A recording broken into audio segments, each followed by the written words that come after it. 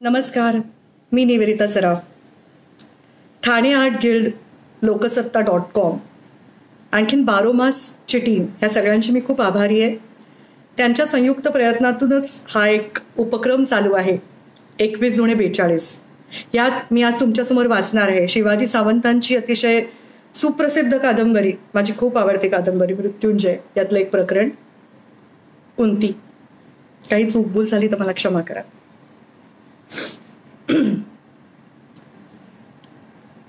आज मी या राजवाड्याच्या सौधावर उभी आहे. माझ्या भोवती वैभवानं भरलेला हा राजवाडा आहे. माझा प्रत्येक शब्द छेडण्यासाठी पावलोपावली तत्पर दासदासी उभी आहे. सगळं हस्तिनापूर मला राजमाता राजमाता म्हणून माझ्या चरणांवर आदरानं मस्तक ठेवत आहे. युधिष्ठिरासारखा सालस, भीमासारखा बलवान आणि अर्जुनासारखा लोकप्रिय मुलगा असल्यावरती दुःखाचं काय कारण आहे? कुठल्याही स्त्रीची जीवनाबद्दलची अपेक्षा यापेक्षा अधिक काय असणार? अशा जीवनाचा कोण अभिमान बाळगणार नाही? जगाच्या दृष्टीनं मी आज वैभवाच्या शिखरावरच नाहीये का? सुख सुख म्हणतात ते ह्यापेक्षा आणखीन काय असतं? पण तसं नाहीये. केवळ बाह्य गोष्टींवरती सौख्य अवलंबून नसतं. मनाचं स्वास्थ्य असेल तरच जीवाला समाधान वाटतं, तरच जीवन सुखी असतं. या एवढ्या वैभवात राजमाता म्हणून राहूनही मला ते नाही मिळाले. केवळ एकाच अनिवार्य घटनेच्या विरूप उंदरानं माझ्या जीवनाचं राजवस्त्र गेल्या अनेक रात्री कुरतडलंय. जेव्हा जेव्हा मी या सौधावर अशी उभी राहून ते राजवाड्याचं समोरचं भव्य महाद्वार पाहते ना, तेव्हा तेव्हा माझं मन वावटळीत सापडलेल्या वारक्या पारासारखं भरकटत भरकटत असंच दूर कुठेतरी उडून जातं. गेल्या 4 तपांच्या प्रवासाची भ्रमंती करून मगच ते परत देहाच्या पिंजऱ्यात येतं. गेल्या 4 तपांचा काळ. या दीर्घ 4 तापात ती कुंती म्हणून किती दिवस जगली? एकही दिवस नाही. या सौधावर उभं राहून दूर पाहिलं ना की गंगा नदी दिसते. तिचं ते वळणदार पात्र पाहिलं ना की मला माझ्या मथुरेची आठवण येते, माझ्या बालपणाची आठवण येते. बालपण म्हणजे गोल मोहक गिरक्या, बालपण म्हणजे उंच उंच लाटा, बालपण म्हणजे स्फटिकासारखं शुभ्र धवल रंग. तिथं कोट्या प्रतिभेचे मुखवटे नसतात. आजही मला माझं मथुरेतलं बालपण आठवलं की वाटतं मी कशाला मोठी झाले. मथुरेतल्या त्या राजवाड्यासमोरच्या उद्यानात फुलपाखरामागे धावणारी पृथा, यमुनेतल्या पाण्याशी खेळणारी पृथा, सूर्यदेवांना अर्पण करण्यासाठी बकुल फुलांची माला गुंफणारी पृथा. किती निरामय निरागस होती ती पृथा. पृथा होय, पृथाच. लहानपणी मी मथुरेत पृथा म्हणून वाढले. माझ्या प्रेमळ पित्याच्या, मथुरेचा राजा सूरसेन यांच्या मायेच्या सावलीत. एके दिवशी तात आणि महाराज कुंतीभोज भोजपूर नगरीला जाण्यासाठी रथात बसलेले दिसले. येताना नीलकमला आणा तात असं सांगण्यासाठी मी जवळ गेले तेव्हा ते मला म्हणाले, चल पृथे, तुलाही भोजपूरला जायचंय. मी आश्चर्याने त्यांच्याकडे पाहू लागले, कारण मथुरा सोडून मी कधीही बाहेर गेले नव्हते. आज पहिल्या प्रथम तात मला आपल्याबरोबर ये म्हणत होते. भोजपूर नगरी कसली आहे, कुठे आहे ती, मला काहीच माहित नव्हतं. मी गोंधळून तशीच उभे राहिले. तात कधी नव्हे ते मला दरडावत म्हणाले, पृथे, ऐकू नाही का आलं? चल लवकर. मी खाली मान घालून मुकाट्याने रथात बसले. मला आईला भेटायलाही मिळालं नाही. मी मनोमन म्हणाले, मरीषा माते, मला क्षमा कर. आज तुझ्या दर्शनाशिवाय, आज्ञेशिवाय मी राजवाड्याबाहेर पडतेय, मथुरे बाहेर जातेय, यमुनेला सोडतेय. 10 दिवसांनंतर आम्ही भोजपूरला आलो. ती वेळ संध्याकाळची होती. नगर तसं छोटंसंच पण तुमदार होतं. मला खूप आवडलं. 8 दिवस भोजपुरात केव्हाच निघून गेले. पण माझं मन परत मथुरेकडे ओढ घेऊ लागलं. मरीषा मातेची वारंवार आठवण होऊ लागली. 9व्या दिवशी मथुरेला जाण्यासाठी बाबांनी रथ तयार ठेवायला सांगितलं. माझं मन मथुरेच्या आठवणी काढू लागलं. त्या दिवशी रथात बसण्यापूर्वी बाबांनी मला जवळ बोलवलं. महाराज कुंतीभोज तिथंच उभे होते. त्यांच्याकडे बोट दाखवून ते मला म्हणाले, पृथे, आता तुला इथंच राहायचंय. हेच तुझे माता आणि पिता. त्यांच्या बोलण्याचा मला अर्थच नाही कळला. मी इथं राहायचंय म्हणजे मी बाबांना आवडत नसेन का? मी कळवळून त्यांना म्हटलं, का तात, मी का इथं राहायचंय? कशासाठी? मी तुम्हाला आवडत नाहीये का? तसं असेल तर मला सांगा. मला मथुरेत नेऊन कुठेही सोडा. मी कधी पुन्हा हट्ट नाही धरणार तात. तसं नाही पृथू, तुम्हाला आवडतेस ग. पण या राजा कुंतीभोजाला, माझ्या आतेभावाला मी वचन दिलंय. शंका कुशंकाने माझं बालमन घायाळ झालं. कसलं वचन तात? ऐक, 12 वर्षापूर्वी एकदा मी आणि कुंतीभोज भोजपूर अरण्यात मृगयेला गेलो होतो. त्या दिवशी कुंतीभोज फारच नाराज होता. मी त्याला म्हणालोय, कुंतीभोजा तू नाराज का? तो नुसता माझ्याकडे पाहत राहिला. मी त्याला म्हटलं, राजा बोलल्यानंच मनाची दुःख हलकी होतात. तो म्हणाला, शूरसेना, माझ्या निपुत्रिक जीवनाची मला उबग आलीये. मुलाशिवाय संपत्ती म्हणजे सूर्याशिवाय आकाश हे भोजांचं संपन्न राज्य सेनापतीच्या स्वाधीन करून दूर हिमालयात निघून जावं असं वाटतंय मला. मी त्याचा हात हातात घेतला आणि म्हटलं, एवढंच ना? अरे राजा कुंतीभोजा, मी शूरसेन मथुरेचा यादव राजा तुला सांगतोय की माझं होणारं पहिलं अपत्य मी तुझ्या स्वाधीन करेन. पण क्षत्रियानं राज्य सोडून जायची भाषा कधीही बोलू नये. त्यांनी मला आनंदाने मिठी मारली. आणि त्याच वर्षी तुझा जन्म झाला पृथे. हाच माझा आतेभाऊ राजा कुंतीभोज. मुली, मला माझा शब्द पाळला पाहिजे आणि तुला तुझा धर्म पाळला पाहिजे. महाराज कुंतीभोजांना म्हणाले, राजा, जीवाच्या मायेनं तिला जपलंय. ही देणगी सांभाळ. हिच्या मातेला मी हिला परस्पर घेऊन आलोय माहीत सुद्धा नाही. ते आधी समजलं असतं तर तिनं हिला मथुरेहून कधीच सोडलं नसतं. मरीषा मातेच्या आठवणींनी मला गलबलून आलं. बाबा म्हणाले, लक्षात ठेव पृथे, तू एक क्षत्रिय राजाची मुलगी आहेस हे कधीच विसरू नकोस. विसरणार नाहीस ना बाळ? मी वाकून त्यांना नमस्कार केला. ते झटकन वळले, झपाझप चालत रथात चढले, निघून गेले. मला क्षणात काय झालं कुणास ठाऊक. खांद्यावरचं उत्तरीय मी डोक्यावर घेतलं आणि कुंतीभोजांना वाकून नमस्कार करत म्हणाले, आपली मानसकन्या पृथा आपल्याला वंदन करते येतात. त्यांनी झटकन मला वर उठवलं. माझ्याकडे पाहत भरल्या आवाजात म्हणाले, धन्य आहे तो राजा शूरसेन ज्यानं तुझ्यासारख्या अग्निग्रही कन्येला जन्म दिला. पण तुझं मन इथं कधीच रमणार नाही पोरी. नाही तर आता हेच माझं जन्मग्राम. आजपासून हा राजवाडा माझा, इथली माणसं माझी आहे. तरीही तुला मी पृथा म्हणून हाक मारली की तू अस्वस्थ होशील. तुला मथुरेची आठवण येईल. या भरल्या वाड्यात एकांती तू सदैव दुःखी राहशील.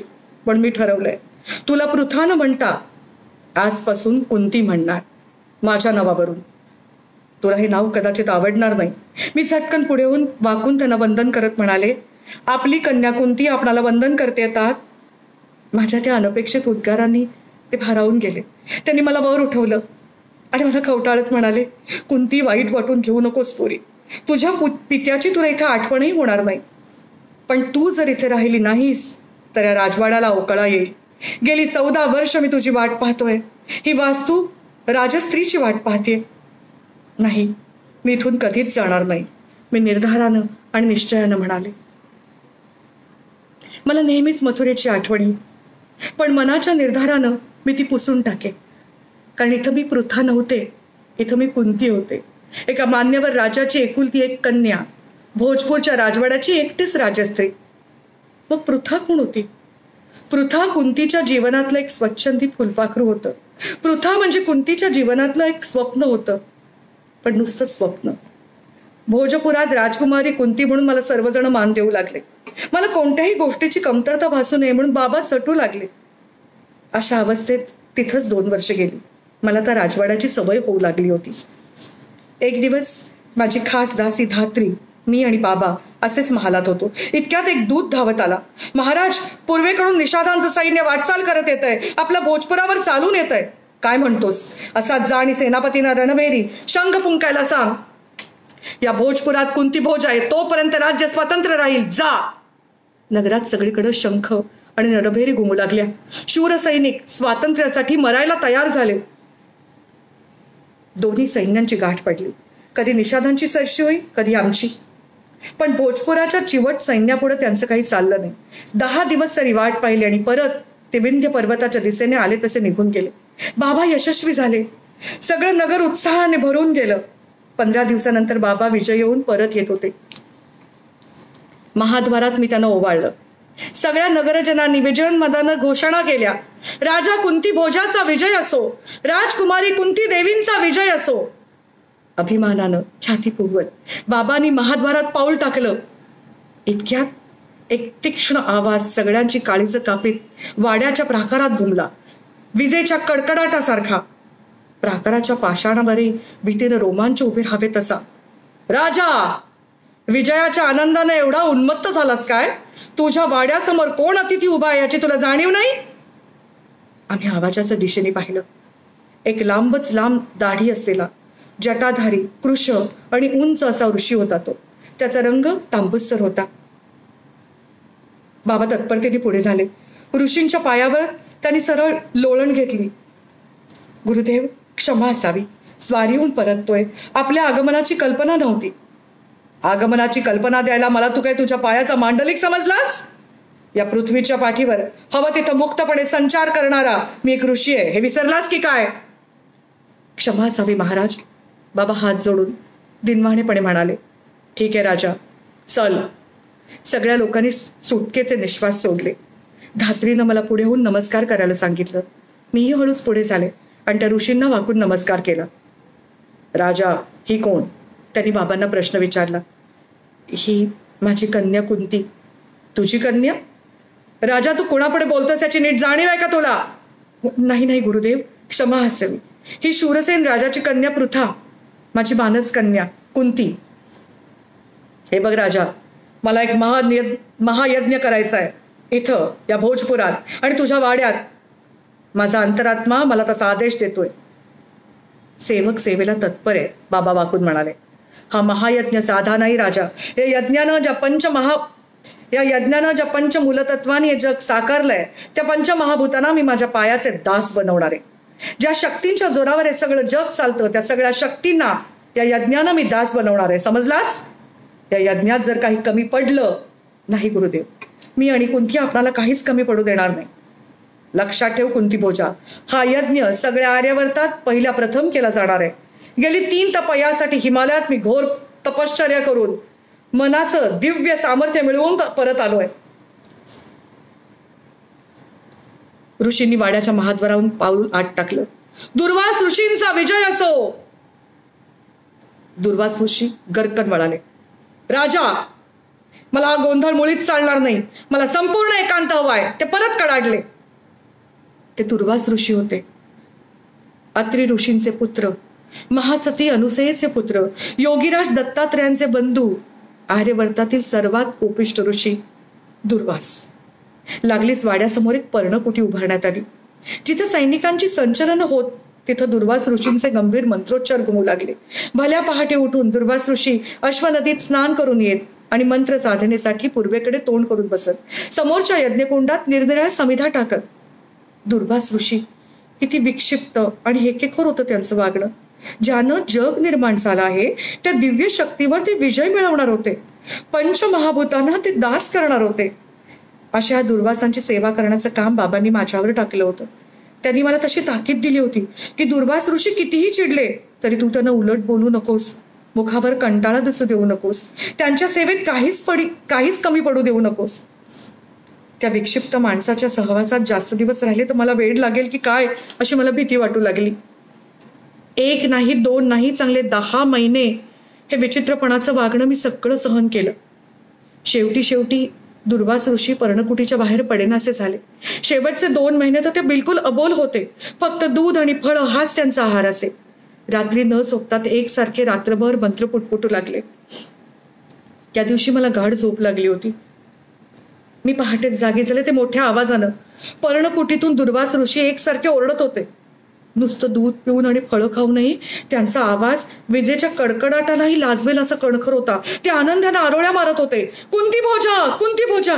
मी गडबडीने उठले, आत गेले. मला बघताच एक अस्पष्ट अशी स्मित रेषा त्यांच्या मुखावर चमकली.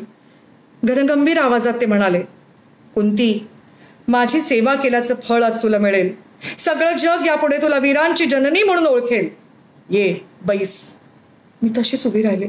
ते गरजले, बैस. मी यज्ञाच्या वेदीजवळ बसले. त्यांच्या बोलण्याचा काहीच अर्थ मला कळत नव्हता. ते म्हणाले, कुंती, या विश्वातली पंचमहाभूत आज माझ्या मंत्राच्या धाग्याने मी रथाच्या अश्वासारखी करकचून बांधून टाकली आहेत. माझा प्रयोग यशस्वी झालाय. हे आचमनाचं पाणी घे. पण माझं मन भीतीने गारठून गेलं. कुंती, तू कुणापुढे उभी आहेस याची कल्पना आहे का तुला? त्यांचे डोळे थरथरू लागले. मला ते जाळून टाकणार की काय? मी मुकाट्यानं आचमनाचं पाणी घेतलं. ते घडाघडा मंत्र म्हणू लागले. ते शब्द मी यापूर्वी कधीच ऐकले नव्हते. तरी ते कानावाटे माझ्या मनाच्या पडद्यावर स्पष्टपणे उमटू लागले. ते शब्द ऐकताना मला एक अननुभूत आनंद वाटत होता. ते शब्द म्हणजे अमृताच्या लहरी होत्या. माझ्या शरीरातला कण अन कण हलका झाला. क्षणभर मी म्हणजे ते शब्दच आहेत असं मला वाटू लागलं. डोळ्यापुढे धवल प्रकाशाची वलय उमटली. शब्द मंत्र म्हणून होताच विजयी वीरासारखे दुर्वास उठले. माझ्या मस्तकावर हात ठेवून ते म्हणाले, कुंती, या आर्यावर्तात तुझ्यासारखी दुसरी स्त्री होणार नाही. ज्या ज्या शक्तींचं स्मरण करून तू हे मंत्र म्हणशील ती शक्ती मानव रूपात क्षणात दासासारखी तुझ्या समोर उभी राहील आणि तुझ्या पोटी आपल्यासारखा तेजस्वी पुत्र निर्माण करून निघून जाईल. हे दुर्वासांची वाणी आहे, लक्षात ठेव. जा. माझ्या कसल्याच उत्तराची वाट न पाहता किंवा बाबांना भेटण्यासाठी न थांबता ते आले तसे पर्णकुटी बाहेर पडले आणि क्षणार्धात दिसेनासे झाले. दुर्वास ऋषी निघून गेले. वाड्याला परत वाड्याची शोभा आली. धात्रीनं सुटक्याचा निश्वास टाकला. बाबांच्या छातीवरचं दडपण दूर झालं. पण दुर्वासांनी मला जाताना अभिचारासह तो देवहूती मंत्र दिला आहे हे कोणालाच माहीत नव्हतं. अशीच एकदा पहाटे मी सौदावर उभी होते. मंद मंद वायुलहरी अश्वनदीचं झुळझुळ संगीत मला ऐकवत होत्या. सगळं नगर हळूहळू जागं होत होतं. इतक्यात पूर्व दिशा उजळू लागली. सूर्यदेव पूर्व क्षितिजावर हळूहळू वर येऊ लागले. त्यांच्या स्पर्शानं प्रत्येक वस्तूत चैतन्य भरलं जाऊ लागलं. माझ्या अंगातून एक गोड शिरशिरी चमकून गेली. आस्ते आस्ते ते तेज पूर्णाकार घेऊन पूर्वेकडे उभं राहिलं. किती तेजस्वी दिसत होतं ते. त्या तेजाचे असंख्य क्षण पृथ्वीचा कण अन कण उजळत होते. माझ्या मनात एक विचार आला, आपणही या धरतीसारखे विशाल असतो तर, या तेजाच्या सर्व कणांनी आपल्या सर्वांगालाही स्पर्श केला असता तर, उफाळणारं पाणी जसं वर खाली गोल फिरतं, जसे मंत्रांचे शब्द माझ्या मनात गोल फिरू लागले. माझं सगळं शरीरच त्या मंत्रांच्या शब्दांनी मंत्रमय जायलाय असं मला वाटू लागलं. या मंत्रापासून काय होणार आहे? या सूर्यदेवांचं मी चिंतन केलं तर ते खरंच इथे येतील? कसं शक्य आहे ते? बघूया तरी या मंत्रात काय सामर्थ्य येते. दुर्वास ऋषी साधना साधना म्हणत तिचं सामर्थ्य तरी बघूया काय येते. मी डोळे मिटले. क्षणभर त्या तेजस्वी शक्तीचं मी स्मरण केलं.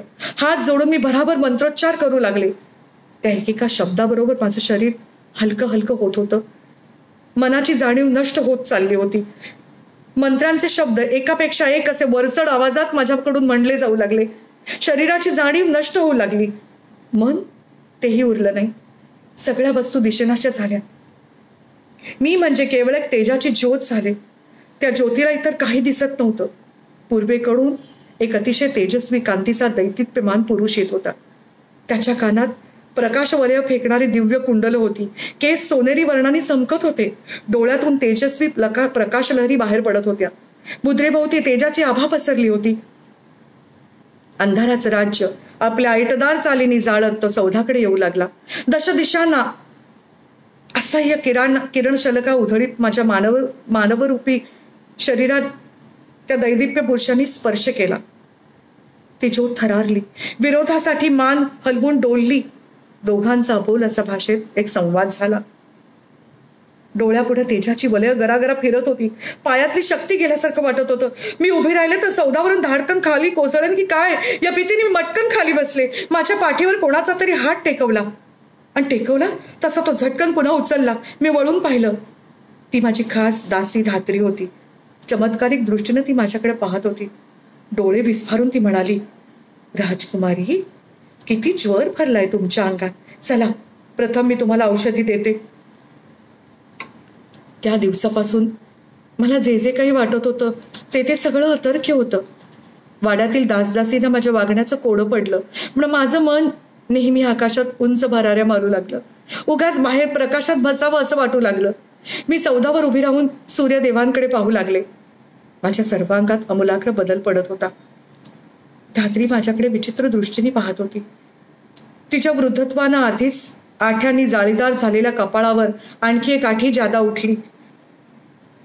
राजकुमारी, माझं वय मला धोका देणार नाही. एक प्रश्न विचारू का? हा प्रश्न तुम्हाला कदाचित आवडणार नाही.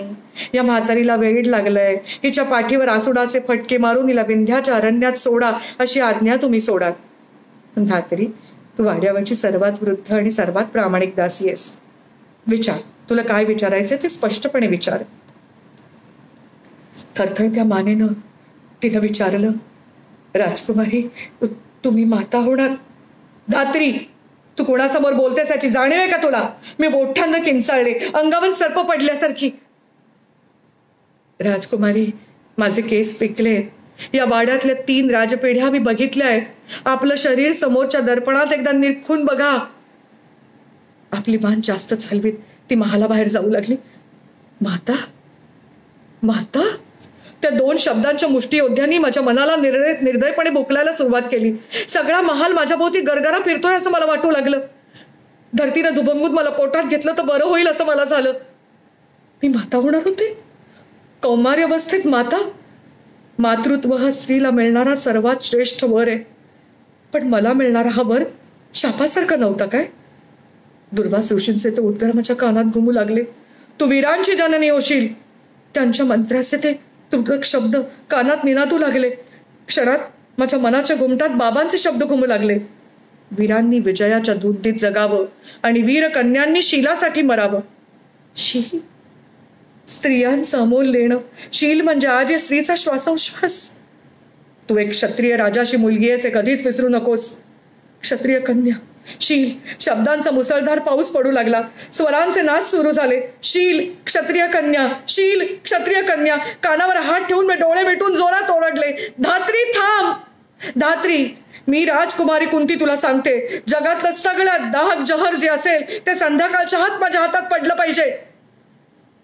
राजकुमारी, तिचा आवाज वीणेच्या तारेसारखा थरारला. जा, ही राजकुमारीची आज्ञा आहे, मी कठोरपणे म्हणाले. खाली मान घालून धात्री महालाबाहेर निघून गेली. त्यानंतर धात्री माझ्या महालात कधीच आली नाही. मी तिला अनेक निरोप पाठवले. माझ्या मनात एकच एक विचार पक्का होता, मृत्यू. मृत्यू, मृत्यूशिवाय अन्य कुठलाच पर्याय नव्हता, अन्य कुठलाच आसरा नव्हता. कारण राजमाता कुंतीला, राजकुमारी कुंतीला सगळे मान देत होते, तिचा प्रत्येक शब्द झेलत होते. पण उद्या माता झालेल्या कुंतीला त्यांनी काय म्हटलं असतं? कुलटा म्हणून तिच्या तोंडावर ते थुंकले असते. दगडाने ठेचून त्यांनी तिची नगरातनं धिंड काढली असती. मला मंत्र्यापासून पुत्र प्राप्ती झालंय हे धडधडीत सत्य त्यानं कधीच पटलं नसतं. प्रत्यक्ष दुर्वासाने येऊन नगराच्या चौकात उभं राहून कंठरवानं सांगितलं असतं तरी ते कुणालाही पटलं नसतं. कशाला आले होते दुर्वास या नगरात? काय मिळवलं त्यांनी माझ्या जीवनाचे असं महाभयंकर दुरुत खेळून? त्यांच्या भयानक प्रयोगात माझा काय संबंध होता? मृत्यू, मृत्यू. मी ताडकन उठले, जोरात टाळी बसवली. एक दासी तत्परतेने आत आली. मी तिला म्हटलं, अशीच जा आणि नगरातून राजवैद्याला बोलवून आण, असतील तसे. अर्ध्या घटकेत राजवैद्य माझ्या महालात प्रविष्ट झाले. वाकून अभिवादन करत ते म्हणाले, राजकुमारी, काय आज्ञा आहे? वैद्यराज, दुर्वास ऋषींच्या यज्ञाची सांगता करायची आहे. त्यासाठी जगातलं सगळ्यात प्रभावी जहर हवंय. या दासीबरोबर ते ताबडतोब पाठवून द्या. दुर्वास ऋषी म्हणताच राजवैद्य लगेच गप्प बसले. त्यांनी पुढे काहीच प्रश्न विचारला नाही, कारण दुर्वास ऋषी कोणतीही दुर्मिळ वस्तू केव्हाही मागत असत हे त्यांना माहीत होतं. जशी आज्ञा, ते म्हणत महालाबाहेर निघून गेले. थोड्याच वेळात एक दासी कुपीतून जहर घेऊन आली. मी सुटकेचा निश्वास सोडला. आता मला कोणाच्याही हृदय जाळणाऱ्या कुत्सित दृष्टीला तोंड द्यावं लागणार नव्हतं. त्या रात्री सगळीकडे सामसूम होताच मी मंचकावर हळूच उठले. डोळे मिटून मी ती कुपी घशात ओतली. मंचकावर अंग झोकून दिलं. आता सकाळी नगरात हाहाकार उडणार होता. मी ती विषारी कुपी प्यायले होते, पण तिचा काहीच उपयोग झाला नव्हता. म्हणजे अर्धा घटका मी मंचकावर पडून होते, पण मला काहीच झालं नव्हतं. भीतीनं माझं अंग शहारलं. कोण होते मी? विषानंही न मरणारी, एकदम धावेसारखी तापणारी. शंकाने माझं मन गारठून गेलं. मरणं मला अशक्य होतं. विषाचाही माझ्या शरीरावर परिणाम होत नव्हता. मी कोण होते? मी महालाबाहेर गेले. दासींच्या दालनातनं धात्रीला ओढत ओढत माझ्या महालात आणलं. महालात येताच मी सर्व घटना तिला सांगितल्या. तिचे खांदे खदखदा हलवून कळवळून विचारलं, धात्री, तुम्हाला सांग ना, मी कुठे जाऊ? मी काय करू? मी मरू शकत नाही. या अवस्थेत जगण्याचा मला कोणताही अधिकार नाहीये. माझ्या पाठीवर आपला खरबरीत हात प्रेमानं फिरवत ती मला म्हणाली, राजकुमारी धीर धरा. पडता महालाबाहेर मात्र तुम्हाला कधीच येता येणार नाही. या स्थितीत तुम्हाला कोणीच बघता कामा नये. तेव्हापासून धात्री माझ्या महालात राहू लागली. ती कोणालाच महालात घेत नसे. एक एक दिवस मला एका युगासारखा वाटत होता. नुकताच शरद ऋतू संपला. शरद ऋतू संपला असूनही एका रात्री एकदम आकाश भरून आलं. मुसळधार पावसांच्या सरीवर सरी कोसळू लागल्या. मध्यरात्री एकदम माझ्या पोटात दुखू लागलं. मंचकावर मी असह्य वेदनांनी तळमळू लागले. प्रसूतीच्या असह्य यातनांनी मी कणत होते. एका घटकेनंतर एका चिमण्या जीवाचं ओरडणं सुरू झालं. या वाड्यात 5 तपानंतर एक रडणं ऐकू येत होतं. मात्र बाहेरच्या कडकडाटात ते कोणालाही ऐकू जात नव्हतं. मी माता झाले. मातृत्व स्त्रीचा सर्वात ज्येष्ठ अलंकार. प्रसूती वेदनानं मुशीतून तापून निघालेलं ते सोनं मी डोळ्यात जीव आणून त्या चिमण्याकडे पाहिलं. किती देखणं होतं त्याचं रूपडं, उगवत्या सूर्यासारखं. मला पाहताच त्यानं रडणं थांबवलं. इवल्याशा डोळ्याने ते माझ्याकडे टिकटिक पाहू लागलं. त्याच्या कानात निळसर प्रकाश फेकणारी 2 मांसल कुंडलं होती. कुतूहलाने मी ती चाचपून पाहिली. जास्वंदीच्या लाल सुटूक कळ्यांसारखी होती ती. त्यांचं लुसलुशीत गोंडस अंग सोनेरी रंगाचं होतं. केसाची दाट कुरळी सोनेरी झुलप वाऱ्यांच्या झुळकीबरोबर हलत होती. कुंभासारखा गोल मुखाभोवती तेजाची आभा होती. आपल्या उजव्या पायाचा अंगठा ते चोखत होतं. निळे निळे बिटके डोळे किलकिले करत पुन्हा पुन्हा माझ्याकडे पाहत होतं. मध्येच एक वाऱ्याची झुळूक आली. त्याबरोबर ते खुदकन हसलं. त्याचं जावळ हललं आणि गालावर एक गोड खळी पडली. ती पाहताच मी राजकुमारी आहे, एक क्षत्रिय कन्या आहे, हे माझं कौमारातलं बालक आहे, हे सारं मी विसरून गेले. मी उचलून त्याला मांडीवर घेतलं. धात्रीनं माझा हात धरला. ती दबक्या आवाजात माझ्या कानात म्हणाली, राजकुमारी थोडा वेळ आहे. हा विजांचा कडकडाट चालू आहे, तोपर्यंत आपण बाहेर पडलं पाहिजे. कुठे, कशाला? मी घाबरून विचारलं. याला घेऊन तुम्हाला कधीच जगता येणार नाही. पण म्हणून काय करायचं? याला तुम्हाला टाकलं पाहिजे. काय म्हणतेस तू धात्री? एका मातेला आपल्या नुकत्याच जन्मलेल्या मुलाचा तू त्याग करायला सांगतेस? अगं पहा ग त्याच्याकडे. त्या निष्पाप जीवानं कोणता अपराध केलाय? राजकुमारी मला हे सगळं पटतंय, पण नगरातल्या लोकांना तुम्ही कसं पटवून द्याल? नाही धात्री, मी प्राण गेला तरी याला सोडणार नाही. मी कुणाची राजकुमारी नाही, मी कुणाची कन्या नाही. मी फक्त या छकुल्याची माता आहे. मी एक माता आहे. राजकुमारी, पुत्रजन्माच्या आनंदित्या शयानं भारावून जाऊ नका. उद्या जरी महाराजांना कळलं तर काय होईल? मला सांगवत नाही. कदाचित मी काय करू धात्री? मी कुठे जाऊ? मी अगतिकेने मुसमुसू लागले. राजकुमारी धीर धरा. याचा त्याग करण्याशिवाय तुम्हाला गत्यंतर नाही. त्याच्या आणि तुमच्या दोघांच्या हितासाठी. त्याग करू? कसा करू? माता असून मी हत्यारी होऊ? धात्री, तू किती निर्दय आहेस ग. तू एका मातेला आपल्या मुलाचा गळा घोटायला सांगतेस. मला तिची घृणा वाटली. त्या मुलाला घेऊन एकट्यानं दूर निघून जावंसं क्षणभर मला वाटलं. पण कुठे जाणार होते मी? कुणी मला आश्रय दिला असता? आजपर्यंत किती अबलांनी निर्दय अशा समाजाच्या संकेतांनी उरीसफोड केल्यामुळे विहिरींचे आणि नद्यांचे तळ गाठले असतील. मी सुद्धा तेच करावं का? छे, त्या मुलाचं रूप किती असामान्य आहे. हे जगलं पाहिजे. कसंही का होईना हे वाचलं पाहिजे. काय करू मी? माझ्या पाठीवर हात फिरवत धात्री म्हणाली, राजकुमारी, क्षत्रिय कन्येला शोभेल असाच हा निर्णय. आणा त्याला इकडं. तिनं पुढं होऊन माझ्या मांडीवरून त्याला ओढून घेतलं. त्याची मुरड्याच्या मुठीत त्यानं माझा पदर घट्ट पकडला होता. तिनं तो कठोरपणे सोडला. माझं मन आक्रंदू लागलं. ती त्याला घेऊन बाहेर गेली. थोड्याच वेळात खांद्यावर लाकडी पेटिका घेऊन ती महालात परतली. तिनं पेटिकेचं झाकण उघडलं. बाळ त्यात एका मऊ शय्येवर निर्धास्त झोपलं होतं. त्याच्या भोवती तिने अनेक प्रकारचे बहुमोल अलंकार पसरवले होते, पण सर्वांना लाजवेल असा त्याचा रंग होता. धात्री, याला पेटिकेत का ठेवलंस तू काय करणार आहेस आज? राजकुमारी, ही पेटिका उजाडण्यापूर्वी अश्वनदीच्या कुशीत गेली पाहिजे. तिच्याशिवाय याला जवळ करण्याइतकं जगात कोणाचंही मन आज मोठं नाही. तिचे शब्द बाणासारखे माझ्या काळजात घुसत होते. पण सकाळी माझं भवितव्य काय होतं? राजवाडा की उकिरडा? कुणाचा दोष होता? माझा? दुर्वासांचा? त्या जन्माला येणाऱ्या अजाण बालकाचा? की मानवाना घोड्यासारखं पिटाळणाऱ्या काळाचा, परिस्थितीचा, समाजाचा? कुणाचा? असहाय्यपणे मी माझं मस्तक महालाच्या भिंतीवर थडाथडा आपटू लागले. माझ्या मस्तकातून रक्ताची चिळकांडी उडाली.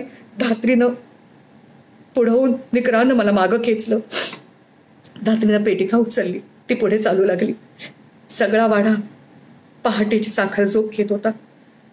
बाहेरचं वादळ आता थांबलं होतं. आम्ही भुयारातून अश्वनदीवर आलो. अश्वनदीचं पात्र नुकत्याच पडलेल्या पावसामुळं खळाळत वाहत होतं. ते मळकट लाल पाणी बघताच माझं काळीज सरकलं. त्या घोंगावणाऱ्या पाण्यात माझ्या कोवड्या जीवाला सोडायचं, ज्याला भूक लागल्यावर रडण्याशिवाय जगातलं दुसरं काही माहित नाही, त्याला त्या गरजणाऱ्या पाण्यात लोटायचं. आणि ती पेटिका बुडून गेली तर काय होईल? धात्रीनं पुढवून पेटिका पाण्याच्या प्रवाहात सोडून दिली. लाटांद्वारे हिंकळत हिंकळत ती दूर जाऊ लागली. माझ्या मनाचे भान मातृत्वाच्या उद्रेकानं फुटले. माझं बाळ म्हणत मी पाण्यात घुसू लागले. पुढं धात्रीने मला थोपवलं. मी तिच्या हातातून सुटण्यासाठी धडपडू लागले. तिच्या हातात त्यावेळी कुठून इतकी शक्ती आली होती कोण जाणे. स्वतःच्या शरीराची क्षित न करता तिने मला आवरलं. घट्ट मिठी मारून घोडपडीसारखी ती मला चिकटली होती आणि पेटिका हेलावत दूर निघून गेली होती. घायाळ होऊन धात्रीच्या खांद्यावर मान टाकून मी स्फुंदू लागले. ती माझी पाठ थोपटत होती. तिने मला वाड्यात नेण्यासाठी पाऊल टाकलं. आज मातृत्वानं परिस्थितीपुढे हात टेकले होते. आज कुंतीच्या जीवनाला नित्य पोखरणार एक सत्य तयार झालं होतं. आजपासून कुंती जिवंत मरणार होती.